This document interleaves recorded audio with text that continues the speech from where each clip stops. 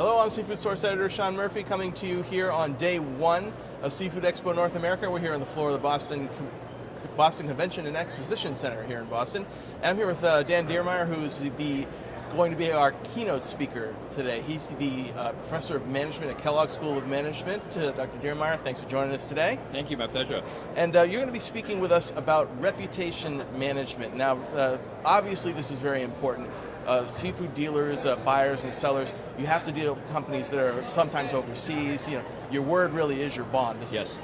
So when you talk about reputation management, in your opinion, what are some of the most important things that companies are not doing right now that they should be doing to maintain their reputations? Yes, so I think when you think about a concept like reputation, it all comes down to trust. Mm-hmm. You need to maintain the trust of your customers and then of other constituencies as well.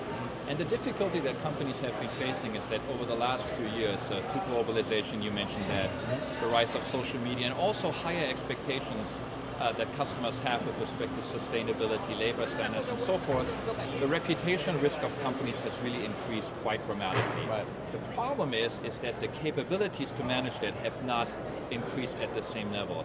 So what you feel right now is that you have many companies, senior executives and boards, that are sensing that their risk has gone up, but their confidence in being able to manage that effectively is just not quite there yet. And so that gap is something that I see many companies being concerned about. You mentioned social media. I mean, obviously that's an issue these days because reputation can be made or unmade pretty quickly.